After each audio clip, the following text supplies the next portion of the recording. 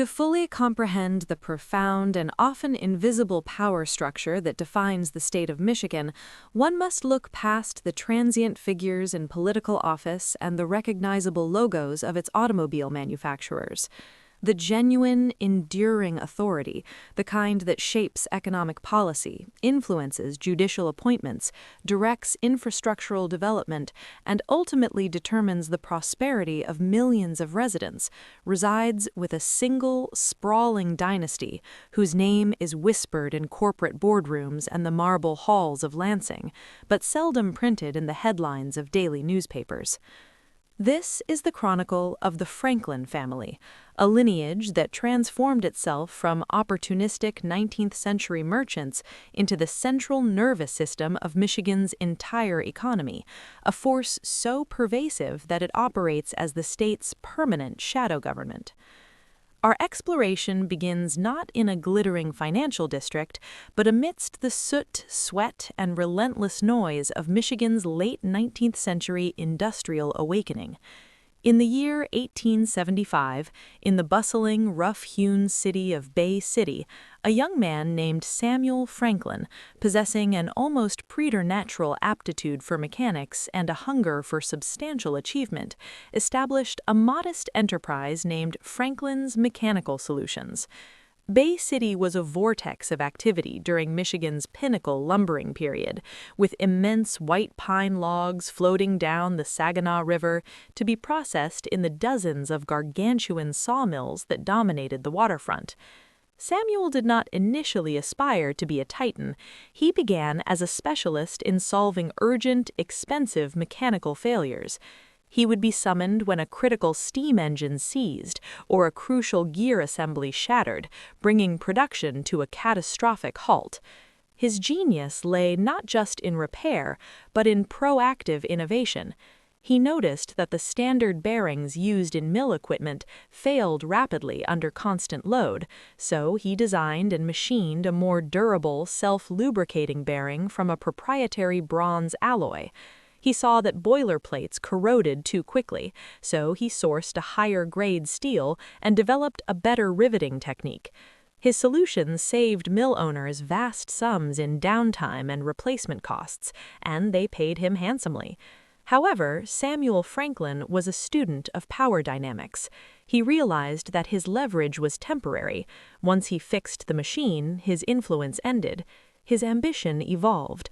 He needed to own the machines, or more precisely, own the means to build and control the machines upon which entire industries depended. By 1885, using capital accumulated from his high-margin consultancy, he purchased a small, bankrupt foundry. This was his first decisive step toward vertical integration. He did not just cast parts for others, he began manufacturing complete assemblies, customized water turbines for power generation, complex pulley systems for material handling, and robust drilling rigs for the nascent oil exploration in the Midland region. His strategy was multifaceted. He sold the equipment, he leased it with profit-sharing agreements, and he offered comprehensive maintenance contracts. This created multiple, layered revenue streams from a single asset. His reputation for quality and reliability spread beyond lumber. The mining companies in the rugged Upper Peninsula, struggling with inefficient extraction and flooding, became his next clients.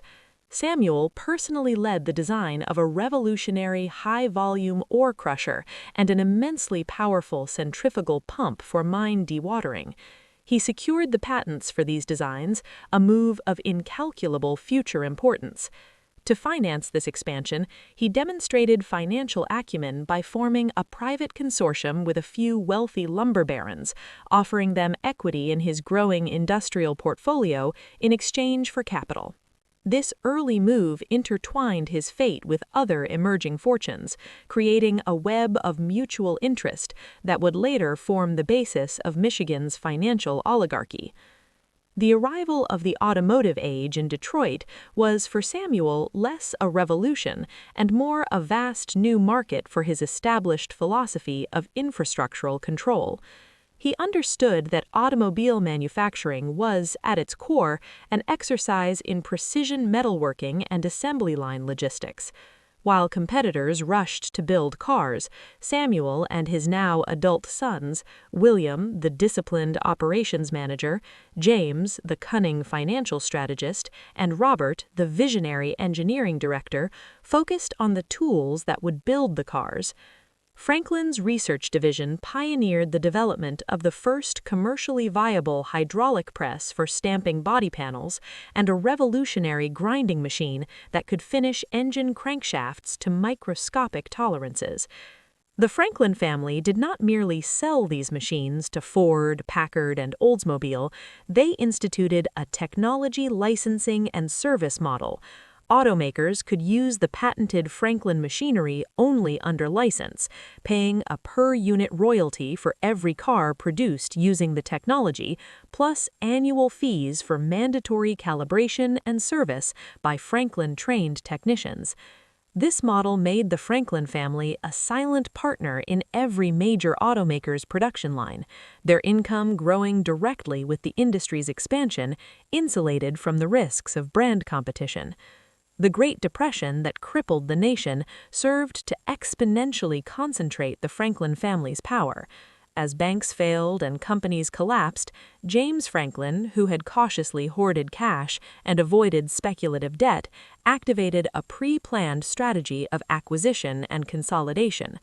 Through a network of proxy investors and holding companies, he bought distressed assets for pennies, machine tool companies, small parts suppliers, parcels of industrial land along key rail lines, and even several local struggling banks. He provided salvage financing to desperate manufacturers, always securing ownership stakes or board seats as collateral. By the late 1930s, while Michigan reeled, the Franklin Empire had quietly become the state's largest private landlord for industrial property, its most significant creditor to the manufacturing sector, and the dominant force in machine tool technology. This economic dominance necessitated and facilitated political influence. The family established the Great Lakes Industrial Advocacy Bureau, a lavishly funded organization that produced research papers, drafted model legislation on tariffs, labor law, and tax depreciation, and cultivated relationships with rising politicians. They funded law scholarships and supported local campaigns for city council and state legislature, building a deep bench of loyalists.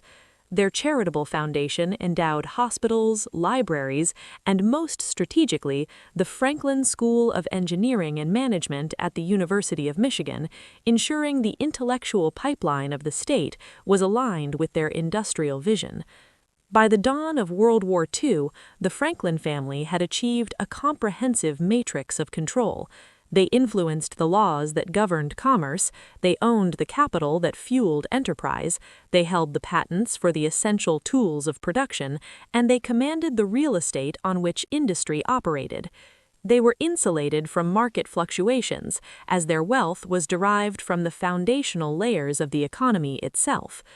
The subsequent generation, led by Samuel's grandson, the formidable and reclusive Alistair Franklin, would leverage this industrial and financial base into the realms of media, healthcare, and digital infrastructure, weaving the family's influence into the very social fabric of 21st century Michigan. But the unshakable foundation, the ruthless pursuit of controlling the means of production, the obsessive secrecy, the patient, multi-generational time horizon, and the seamless fusion of economic might with political strategy was poured in concrete by Samuel Franklin and his sons in an era of steam, iron, and ambition, proving that true ownership is not about having your name on a building, but about having your hand on the valve that controls the flow of an entire state's lifeblood. The transition from the first generation of Franklin power, the gritty, hands-on empire of Samuel and his sons, to the second, more rarefied and infinitely more influential reign of his grandson, Alistair Franklin, represents one of the most profound evolutions of private influence in American history. If Samuel's world was built on the ownership of blast furnaces and machine shops, Alastair's would be built on the ownership of policy, perception, and capital itself. Born in 1925 and raised not on the factory floor but in the paneled libraries and manicured gardens of the family's Grosse Pointe estates, Alastair was a different breed. He witnessed the Great Depression not as a threat, but as the event that cemented his family's dominance. He served not in the military during World War II, but in the Office of Strategic Services, OSS, where he learned the arts of intelligence analysis, psychological operations, and the subtle leverage of information. This experience was his true education. He returned to Michigan in the early 1950s not to learn the business, but to reinvent it. His central thesis was that industrial power was fragile, subject to market cycles, labor disputes, and technological obsolescence. Political and financial power, however, were perpetual. They could dictate market cycles, mediate labor disputes, and direct technological change. His life's work would be to transmute the family's industrial wealth into this more durable and formidable form of sovereignty. His first and most consequential creation was the Franklin Strategic Holdings, FSH, established in 1958.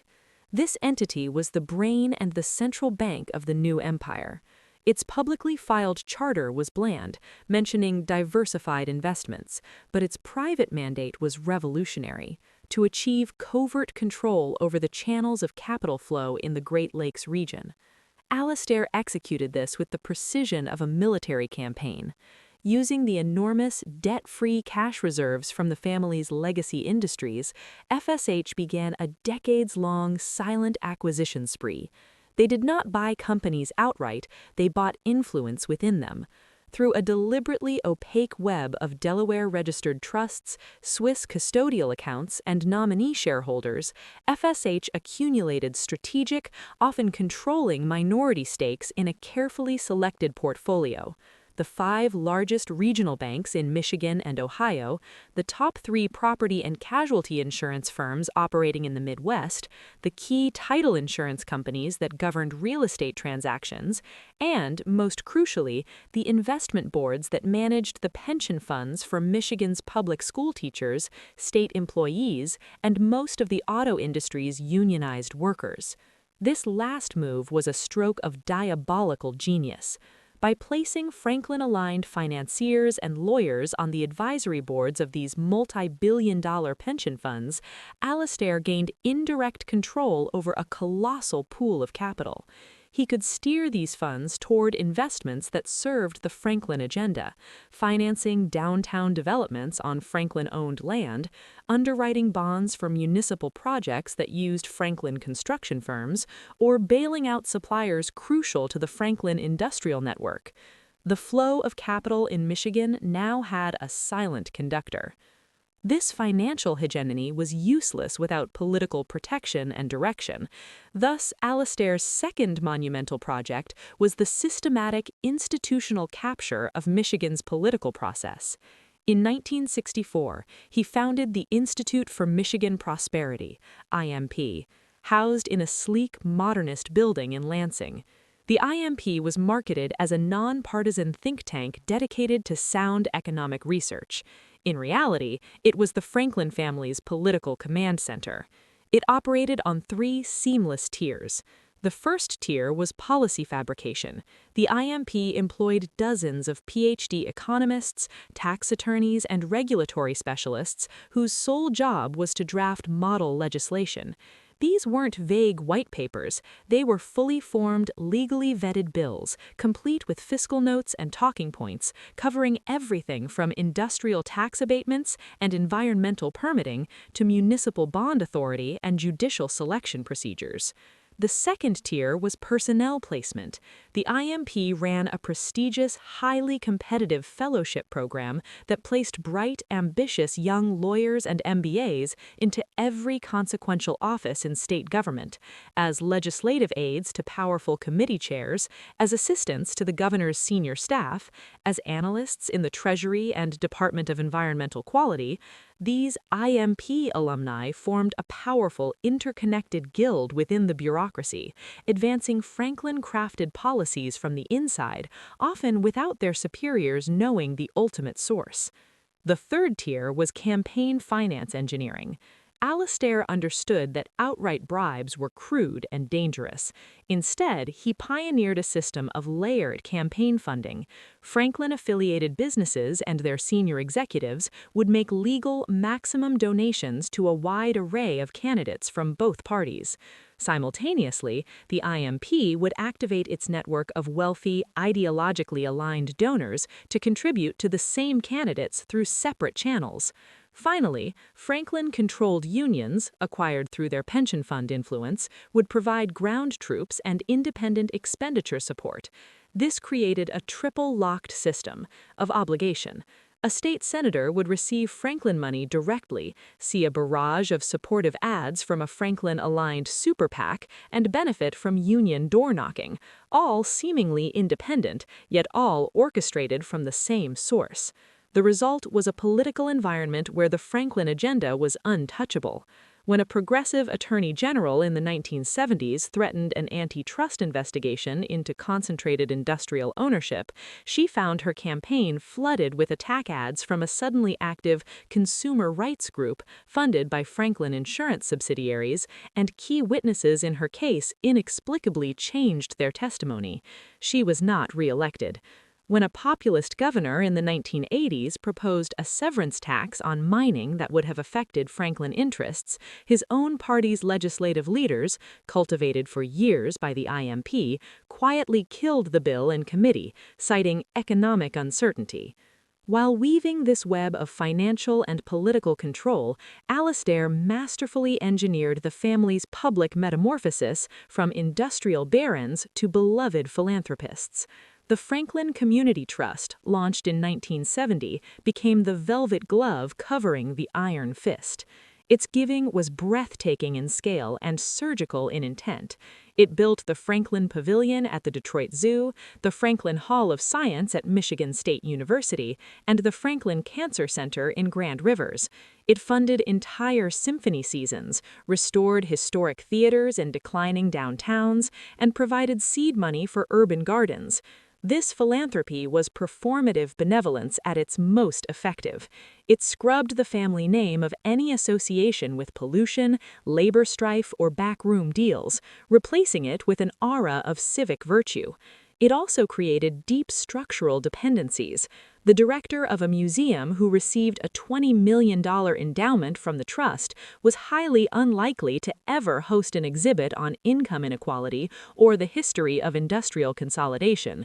University presidents who relied on Franklin grants for their flagship engineering programs were disinclined to approve sociology research into power elites. The media, itself subtly influenced through Franklin investments in broadcasting parent companies and newspaper printing conglomerates, portrayed the family as reclusive but radiant benefactors, guardians of Michigan's cultural soul. By the dawn of the 21st century, the Franklin family operated on a plane of power few could perceive, let alone challenge. They no longer owned Michigan in the sense of possessing all its assets. Instead, they owned the operating system. They set the parameters within which everyone else, politicians, businesses, unions, even nonprofits, was forced to function. Their compound on Lake Michigan, Stonehaven, was a fortress of solitude and strategy, where the real business of the state was conducted not in press conferences, but in whispered conversations after dinner. Alastair Franklin, the alchemist, had succeeded. He had turned the base metal of industrial capital into the gold of perpetual, self-perpetuating sovereignty. The family's wealth was now inextricably linked not to the production of goods, but to the governance of the Commonwealth. This left the third generation, Alastair's children, with a daunting inheritance. Not a mere fortune to manage, but a complex, fragile ecosystem of influence to defend in a new digital age that threatened to expose all shadows. Their challenge would be to modernize the machine without breaking its silent, perfect gears.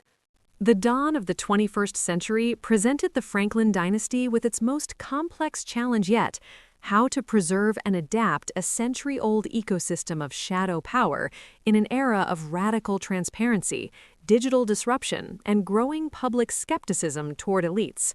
The mantle had passed to the third generation, led by Alastair's twin grandchildren, Eleanor and Charles Franklin.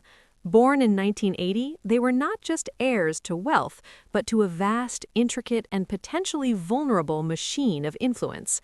Their childhoods were spent in the cloistered halls of Stonehaven, where state budgets were discussed over breakfast and the nuances of legislative strategy were dinner-table conversation. They were educated not merely at Ivy League schools, but in the unspoken curriculum of legacy stewardship. Eleanor, analytical and publicly reserved, earned degrees in computational finance and constitutional law. Charles, more outwardly charismatic, with a background in media theory and venture capital, understood the power of narrative. Together, they formed a complementary partnership tasked with a singular mission: to future-proof the family's sovereignty without sacrificing its essential secrecy. Their strategy unfolded across four interconnected battlefields: digital infrastructure, cultural narrative, geographic diversification, and legal fortification. The first and most critical battlefield was the digital realm. The Franklins' traditional power relied on controlling physical capital and private information. The Internet threatened to democratize both. Eleanor Franklin spearheaded the family's response through a new, discrete venture arm, Great Lakes Digital Horizon, GLDH. Instead of resisting the tech wave, GLDH aimed to own its underlying Midwest infrastructure. Through a series of shell companies, they became the primary private investors in Michigan's fiber optic network expansion, securing ownership of the data pipelines connecting government offices, research universities, and financial hubs. They acquired controlling stakes in the data centers sprouting in suburban Detroit and Grand Rapids, the physical fortresses where the state's digital information lived. More subtly, they invested heavily in and eventually steered the flagship cybersecurity programs at the University of Michigan and Michigan Tech, grooming a generation of experts whose loyalty would be to their Franklin-funded labs. This digital dominance served two purposes. It created a new, massive utility-style revenue stream, and it provided unparalleled oversight. While they didn't spy on emails, their control of infrastructure gave them a bird's-eye view of data flow patterns, economic activity, and potential systemic vulnerabilities they could exploit or defend. Charles Franklin focused on the softer but equally vital frontier of narrative and culture.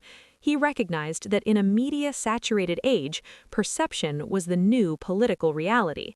The old model of quiet philanthropy was no longer enough. The family needed a compelling, modern brand. Under his direction, the Franklin Impact Foundation was rebranded. Its new mission was not just giving, but catalytic storytelling. It launched glossy digital magazines highlighting Michigan innovators who invariably worked in Franklin-funded incubators. It produced award-winning documentaries on the revival of the Great Lakes and Rust Belt resilience, narratives that subtly credited forward-thinking private capital, never named, for the recovery, deflecting blame for decades of industrial decline for which their own empire was partly responsible. Charles also masterminded the family's foray into strategic entertainment investment, taking silent stakes in film production companies that shot major movies in Michigan, leveraging generous state tax credits the family had helped design, and ensuring those films portrayed the state and, by extension, its established power structures in a positive, forward-looking light. Geographically, the heirs executed a brilliant pivot.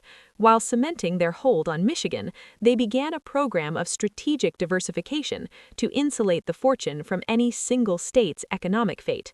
Using their immense private capital pool, they embarked on a national campaign of acquiring legacy infrastructure in other Midwestern and Sunbelt states, water rights in Arizona, toll road concessions in Indiana, regional airport franchises in the Carolinas. Each acquisition was structured as a standalone, profitable enterprise, but also served as a node of political influence in a new jurisdiction, a foothold for potential future expansion. However, their most daring move was the creation of Haven Holdings, a private family office that began quietly purchasing vast tracts of undervalued land in the Michigan and Ohio hinterlands, not for development, but for conservation. They established sprawling heritage preserves and green corridors, winning effusive praise from environmental groups. The unspoken strategy was twofold. It created an unimpeachable ecological shield for the family brand, and it granted them de facto control over future water resources, mineral rights, and renewable energy siting, the next century's most valuable commodities. They were positioning themselves not as industrialists, but as stewards of the very land, controlling its use without the messy visibility of extraction. The final and most defensive frontier was legal and structural fortification. Eleanor, the legal strategist, oversaw the most significant restructuring of the Franklin holdings since Alastair's day.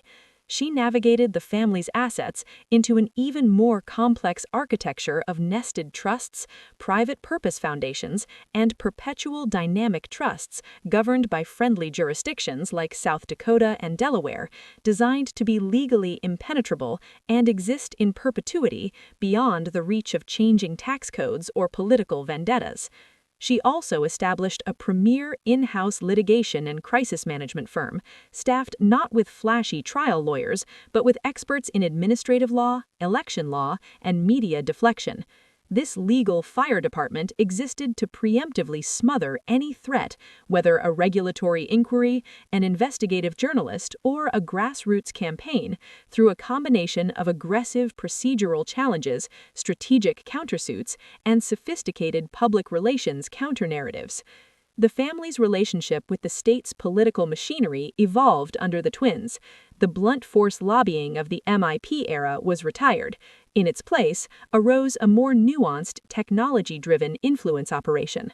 They funded sophisticated data analytics firms that specialized in micro-targeting voters, which they then offered as a pro bono service to political allies, gaining intimate access to the electorate's psyche.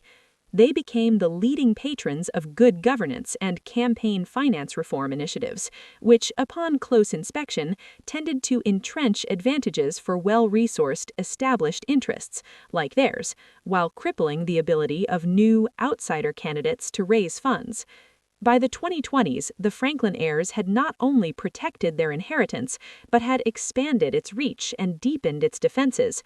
They had transformed from shadowy industrialists into 21st century meta-capitalists, controlling the platforms, digital, narrative, environmental, and legal, upon which all other actors were forced to operate. Their power was more diffuse and therefore more durable. They didn't need to bribe a politician. They funded the data firm that showed the politician exactly how to win. They didn't need to own a newspaper. They funded the cultural narratives that all media felt compelled to follow. They had built a system where the most rational choice for any actor, in business, politics, or civil society, was to align with the Franklin-created status quo. The ultimate testament to their success was their near-total invisibility. The public face of Michigan was its governor, its mayors, its charismatic entrepreneurs. The public admired Franklin-funded parks, studied in Franklin-funded labs, and used Franklin-owned digital infrastructure every day. Yet the name Franklin evoked only a vague sense of benevolent old-money charity. The real levers of power, now digitized, diversified, and deeply embedded, were more secure than ever, operated by a generation that understood that in the modern world, the greatest power is not to be the king, but to own the kingdom's operating system and to write the code that governs everyone else's behavior.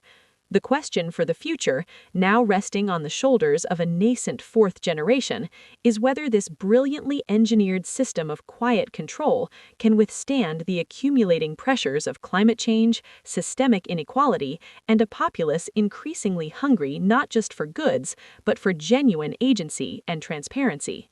To understand the totality of the Franklin family's dominion over Michigan, one must move beyond the narrative of their generational saga and examine the structural architecture of their influence, the silent, interdependent pillars they have erected over 150 years that form a near impenetrable system of control.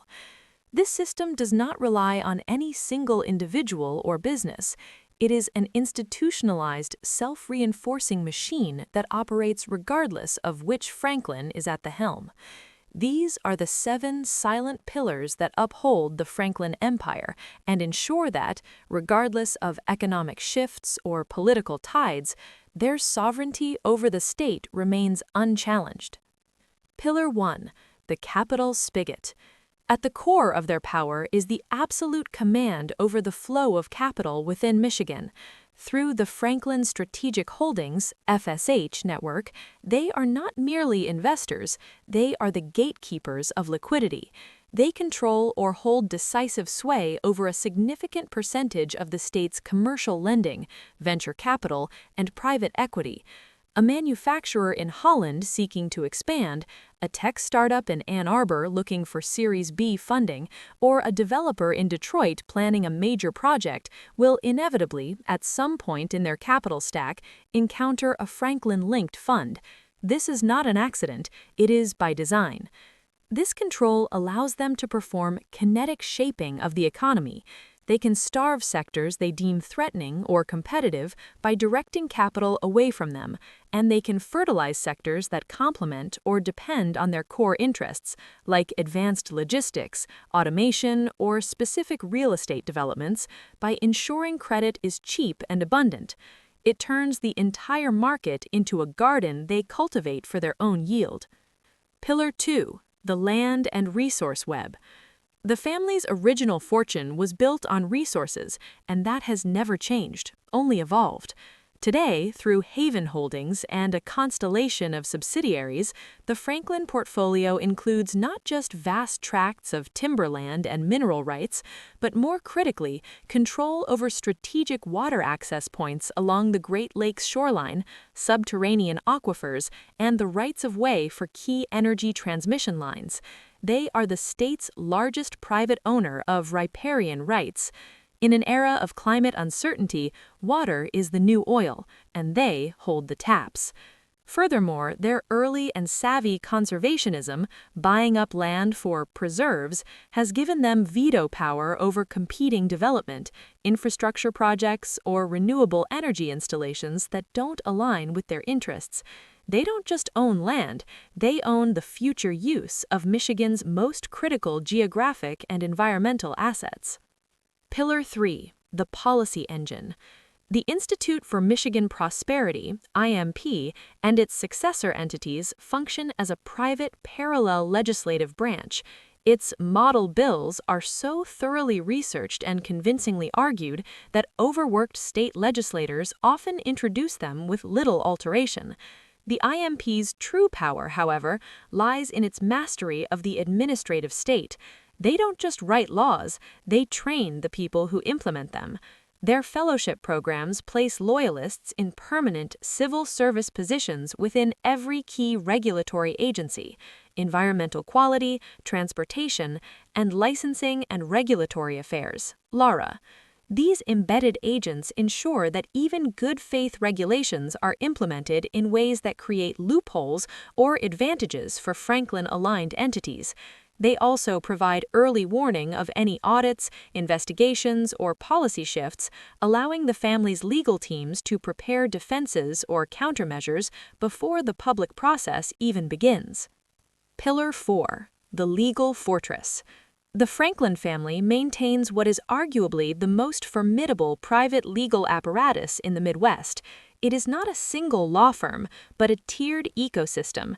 At the top are elite white shoe firms in Chicago and New York on multi-million-dollar retainer for their prestige and Supreme Court connections. In the middle are highly specialized boutique firms in Lansing and Detroit that handle daily regulatory compliance, contract law, and litigation. At the foundation is their in-house fire department, a team of aggressive litigators and crisis managers whose sole purpose is offensive and defensive legal warfare. This pillar does not just defend the family, it actively intimidates and exhausts opponents. The threat of being drawn into a bottomless, costly legal battle against limitless resources is enough to deter most journalists, activists, or small competitors from ever raising a challenge. Pillar 5. The narrative matrix. Charles Franklin's evolution of the family's philanthropic and media strategy built a pillar of cultural hegemony. Through the Franklin Impact Foundation and strategic investments in local media, film production, and digital content, they fund the creation of the state's dominant narratives. Is Michigan's story one of post-industrial decline and systemic failure, or is it a tale of gritty innovation and private sector-led renaissance?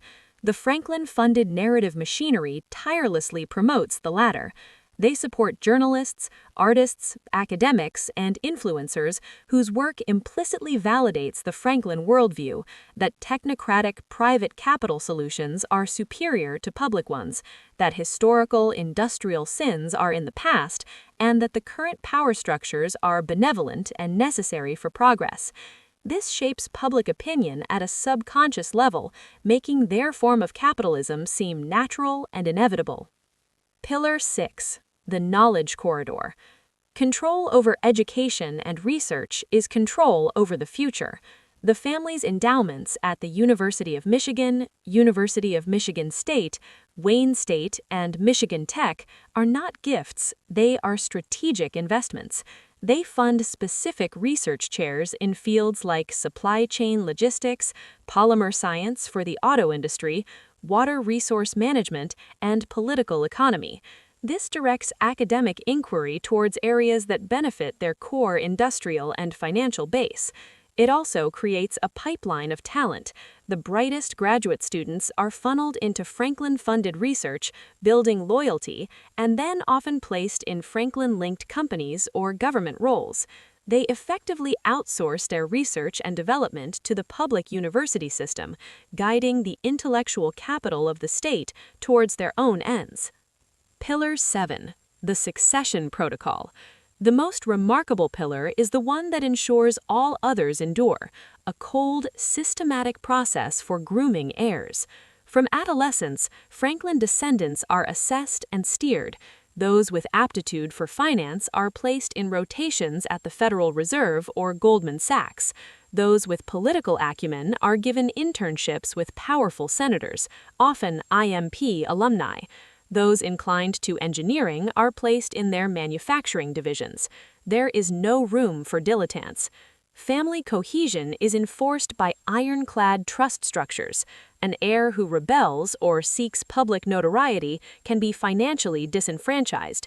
This process, refined over generations, ensures that the family does not produce a weak link that could unravel the entire design.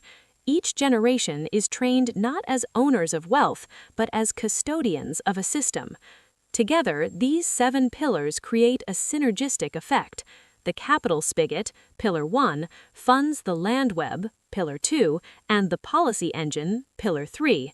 The policy engine creates a favorable legal environment for the legal fortress, Pillar 4, to operate. The narrative matrix, Pillar 5, legitimizes all of it to the public, while the knowledge corridor, Pillar 6, supplies the human fuel.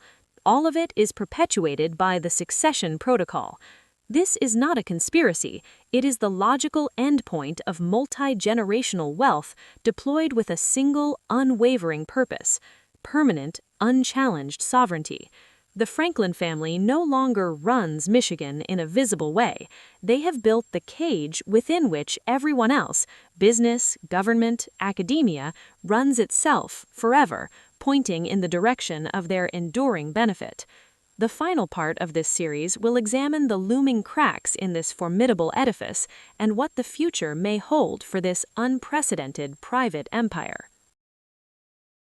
For over a century, the Franklin dynasty has operated with the seamless, assured rhythm of a natural force within Michigan. an immutable feature of the state's landscape as enduring as the Great Lakes themselves. Their meticulously constructed system of the 7 pillars has proven resilient, weathering world wars, economic depressions, and political revolutions, not through brute force, but through anticipatory adaptation and deep structural integration. However, no empire, no matter how brilliantly engineered or patiently maintained, is eternally immune to the tectonic shifts of history and the inherent vulnerabilities seeded by its own monumental success. The 21st century, particularly its third decade, is generating a unique and potent constellation of pressures that are testing the Franklin fortress in ways its primary architect, Alistair, and his immediate heirs, Eleanor and Charles, could not have fully anticipated. These challenges, emerging from technological, environmental, and social realms, do not yet threaten an immediate collapse, but they are forcing the family, specifically the emerging and untested fourth generation now coming of age, into a reactive, defensive posture. This is a dangerous and unfamiliar position for a power structure meticulously built on the principles of proactive, patient, and invisible control. The once impervious walls are now exhibiting hairline fractures along 5 major interconnected fault lines, each capable of triggering destabilizing tremors throughout the entire edifice. Fault Line 1. The Digital Double-Edged Sword. The family's strategic investments in digital infrastructure and data control, masterminded by Eleanor Franklin, were initially a masterstroke for 21st century power consolidation. By owning the fiber optic backbones, data centers, and cybersecurity pipelines, they positioned themselves as the silent stewards of the state's nervous system. However, this very domain has morphed into a source of profound and existential risk. The primary threat is that of catastrophic cyber espionage. The Franklin Empire's supreme strength has always been its impenetrable secrecy, the labyrinthine network of offshore trusts, the hidden ownership stakes held by nominee entities, the private gentlemen's agreements, sealed not with contracts but with a handshake in a soundproofed library. A sophisticated state-sponsored hacking collective from a rival nation-state, or an ideologically motivated anarchic group penetrating their supposedly air-gapped servers could theoretically map this entire shadow structure. Imagine a Panama Papers or Pandora Papers leak, but focused exclusively on a single family office with total dominance over a U.S. state. Such an event would be devastating. It would expose, in granular detail, the mechanics of their influence, which politicians were financially tethered, which judges received indirect support, which media outlets were subtly controlled. The resulting tsunami of public outrage, coupled with inevitable federal regulatory scrutiny and political backlash from opponents eager to capitalize, could force a dramatic and painful retrenchment, unraveling generations of careful, quiet work. The second digital risk is the philosophical antithesis to their control, the rise of decentralized, trustless technologies like blockchain and decentralized autonomous organizations, DAOs. The Franklin model relies entirely on being the ultimate trusted intermediary in finance, in property title transfers, in the management of critical data, even in the integrity of certain electoral processes. Public, immutable ledgers and smart contracts threaten to disintermediate them entirely, removing the need for their banks, their title companies, their data custodians. While their Great Lakes Digital Horizon arm aggressively invests in and attempts to co-opt promising blockchain startups, this is an arms race against a technology fundamentally architected to eliminate the very centralized gatekeepers the Franklins embody. They are trying to own the new locks while the world is inventing doors that don't need them. Fault Line 2. The Climate Reckoning. The family's fortune is not abstract. It is deeply physically tied to Michigan's very geography, its coastlines, its freshwater reserves, its fertile soil, and its historically stable climate.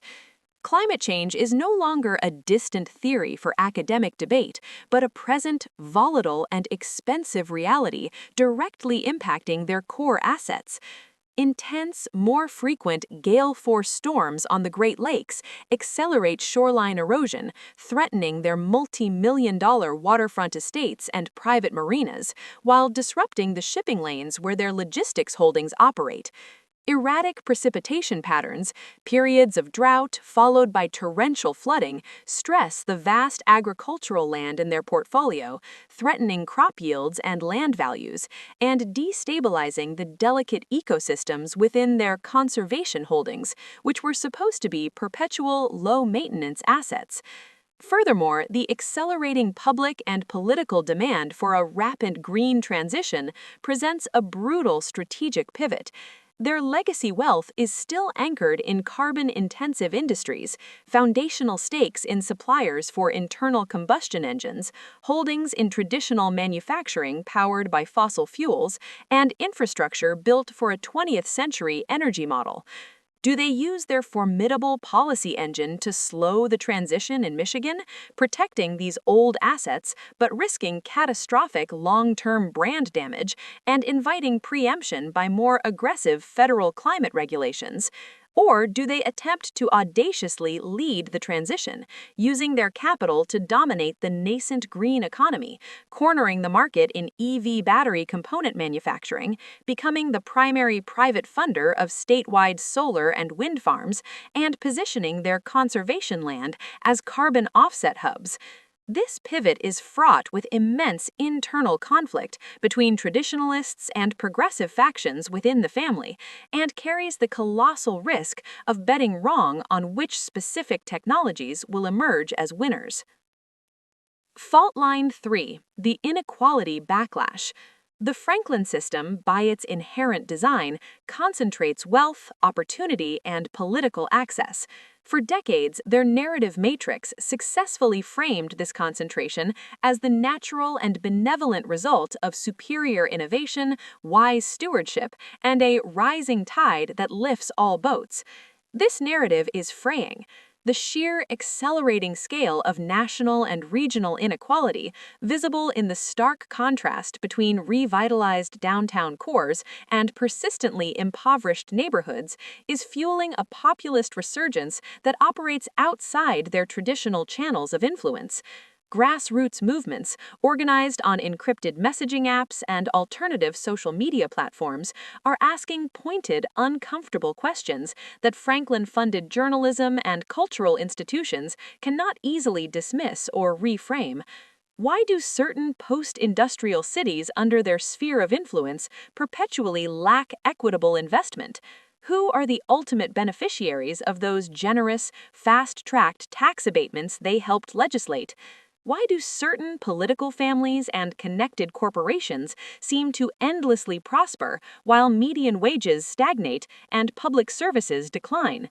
These movements are inherently skeptical of the very institutions, mainstream media, established philanthropy, bipartisan political committees that the Franklins have spent generations capturing and mastering. They are less susceptible to classic co-optation through charitable donations or job offers. A genuinely charismatic anti-elite political candidate from either the left or the right could successfully channel this deep-seated discontent into a direct, fiery assault on the legal and policy cornerstones of Franklin power, such as porous trust laws, dark money campaign finance loopholes, and anti-union right-to-work statutes they have long championed. Fault Line 4: Generational Erosion and Ideological Dissent. The Succession Protocol, Pillar 7, the family's flawless system for grooming compliant, disciplined heirs, is facing its most severe internal test. The fourth-generation Franklins, now in their late teens and 20s, were raised in a globally connected, hyper-transparent world with values shaped by social media activism, climate advocacy, and public debates over equity and justice. While many are being successfully funneled into the traditional grooming pathways, rumors persist of quiet dissent. The family's greatest nightmare is not an external prosecutor or journalist, but a defector from within, a digitally native, ideologically motivated heir who rejects the mandate of secrecy and perceived ethical compromises. Imagine a great-grandchild of Alistair, educated in ethics and political theory at a liberal arts college, who begins to secretly collaborate with investigative journalists or activist researchers, providing them with guided maps to the family's labyrinth. The strict financial disinheritance clauses can punish such rebellion, but they cannot erase the individual's knowledge, moral conviction, or ability to communicate directly with a global audience via digital platforms. This represents a vulnerability no legal trust can fully shield against: the human conscience. Fault line 5. The federal overlook becomes a gaze.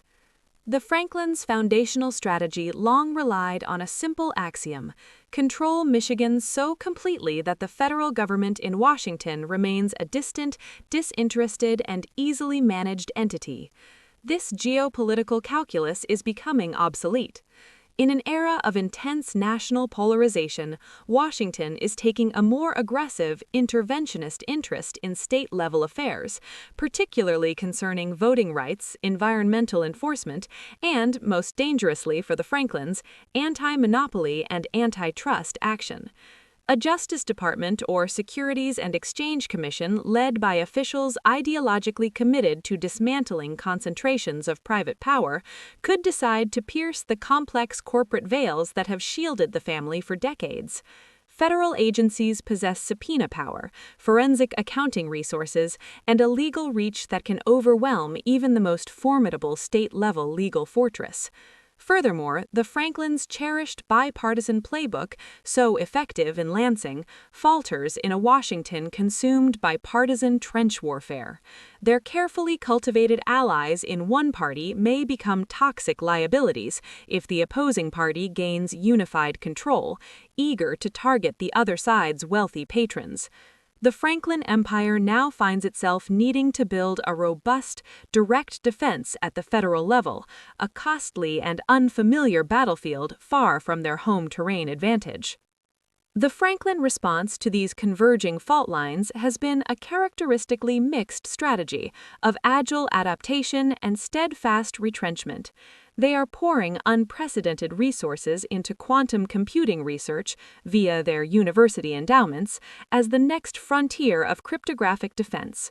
They are publicly launching a Great Lakes Climate Resilience Fund to lead the narrative on climate adaptation, while privately repositioning their land and utility holdings to profit from the inevitable transition. They are experimenting with participatory philanthropy and community-led investment panels, attempting to co-opt the language of equity and defuse the grassroots backlash. Yet, tellingly, these are largely defensive, reactive maneuvers. The defining genius of the Franklin Empire has always been its transcendent ability to shape the game itself, to write the rules before others realize a game is even being played.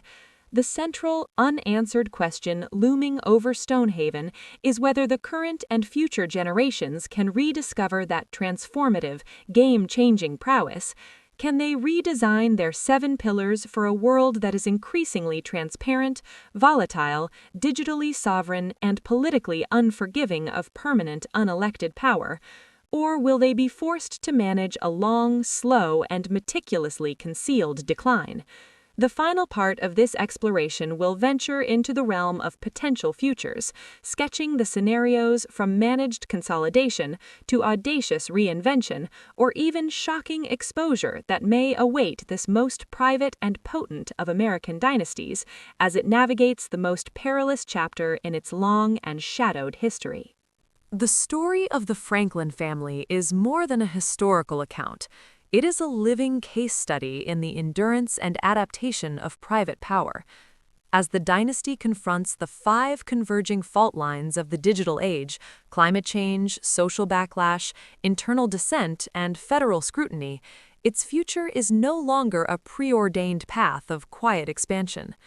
Instead, it branches into several plausible scenarios, each a reflection of the strategic choices the fourth generation must make and the external forces they cannot fully control. The fate of Michigan's shadow government hangs in the balance, and the outcome will resonate far beyond the state's borders, serving as a testament to whether such a meticulously built private empire can survive the 21st century. Here are the three most probable future scenarios for the Franklin dynasty. Scenario 1. The managed decline and strategic retreat. In this path of least resistance but diminishing returns, the family chooses preservation over expansion. Faced with the exhausting and costly battles on multiple fronts, the fourth-generation leadership, perhaps more risk-averse than their forebears, decides to slowly, gracefully, and invisibly liquidate their most exposed and controversial assets. They would use their policy engine not to push new advantages, but to negotiate soft landings, securing favorable tax treatment for asset sales, lobbying for grandfather clauses to protect legacy holdings from new regulations.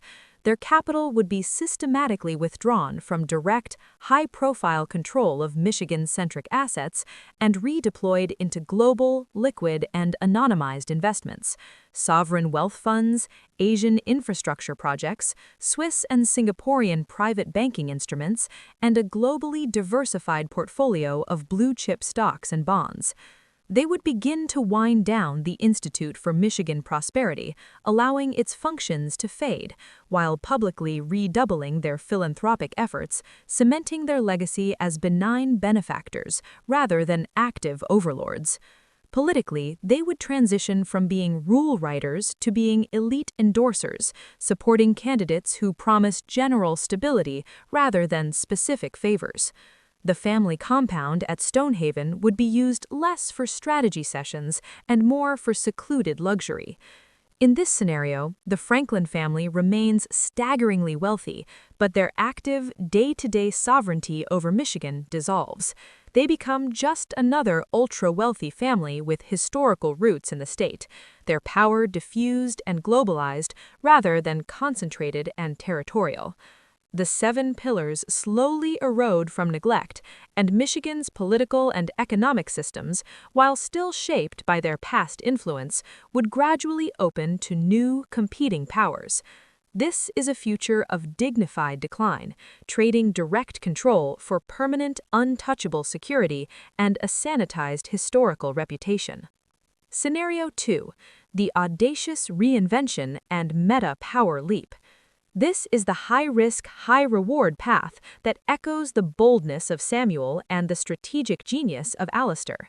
Here, the fourth generation, likely led by a coalition of the most technologically savvy and politically aggressive heirs, decides not to defend the old empire, but to transform it into something even more formidable and contemporary. They would embrace the digital fault line not as a threat, but as the new frontier for control. They would leverage their data infrastructure to launch a private, AI-driven governance platform, a system that could model economic outcomes, optimize policy for regional stability, and even predict social unrest, which they would license or advise the state to use.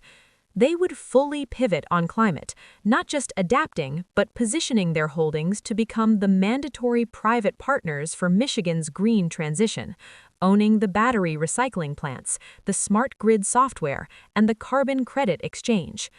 To address the inequality backlash, they might pioneer a radical form of stakeholder capitalism in their remaining Michigan businesses, offering equity and governance shares to employees and communities, not out of altruism, but to create a decentralized network of loyalists who have a vested interest in the Franklin-led system's success. They would use blockchain not as something to fear, but as a tool to create new, even more opaque and efficient systems of asset transfer and voting within their own corporate network. Their political influence would become even more data-driven and micro-targeted, moving beyond politicians to directly shape public opinion through advanced, personalized content streams. In this scenario, the Franklins shed their 20th century industrial skin to emerge as 21st century governance tech pioneers. They no longer own the factory, they own the operating system for the entire regional socio-economy. Their power becomes more abstract, more digital, and even harder to challenge or even perceive. Michigan becomes a living lab for a new form of techno-feudalism, with the Franklins as its permanent, innovative architects. Scenario 3. The cascading exposure and forced reckoning. This is the catastrophic scenario the family has spent 150 years and untold millions to avoid. It is triggered by a major, uncontrollable external shock, a comprehensive data hack that spills their secrets to the world, combined with a perfect storm of political realignment. Imagine a federal administration hostile to private power seizing on a leaked Franklin files, launching simultaneous congressional hearings, SEC investigations, and IRS audits. The public narrative, fueled by the leaked documents, flips overnight from benevolent philanthropy to corrosive corruption. Their embedded allies in state government, facing their own electoral annihilation, abandon them. The grassroots movements find a charismatic leader and a treasure trove of evidence, launching mass protests and direct legal challenges. Internally, the stress fractures the family. The rumored disillusioned heir goes public, providing testimony and context to the leaked documents, making it a personal story of redemption versus dynasty. In this firestorm, the legal fortress is overwhelmed by the scale and political will of the assault. The narrative matrix collapses as former media partners turn on them to save their own credibility. The capital spigot is shut off as nervous partners flee. The result is not just a loss of influence, but a legal and financial dismantling. Trusts could be pierced, assets seized or sold under duress, and the family name permanently blackened. While individual family members would likely retain significant personal wealth hidden in the deepest layers of their structure, the empire as a coherent, controlling force over Michigan would be shattered. Its components would be sold off, its political machine dismantled, and its story would become a cautionary tale of overreach. Michigan would undergo a turbulent but potentially transformative period of political and economic restructuring in the power vacuum left behind. The most likely path: a hybrid, unstable reality. History suggests that pure scenarios are rare. The most probable future for the Franklin dynasty is an unstable, messy hybrid of all three. The family will likely attempt audacious reinvention in key areas like digital and green technology, while simultaneously executing a managed retreat from their most vulnerable old economy holdings. This dual track will create internal strife and strategic confusion. All the while, the risk of cascading exposure will loom like a permanent sword of Damocles, forcing them to waste resources on ever more extreme security and legal measures. Their success will depend on factors they cannot fully buy: the unity and competence of the fourth generation, the volatility of the national political climate, and the unpredictable whims of technological disruption. The Franklin family stands at a precipice.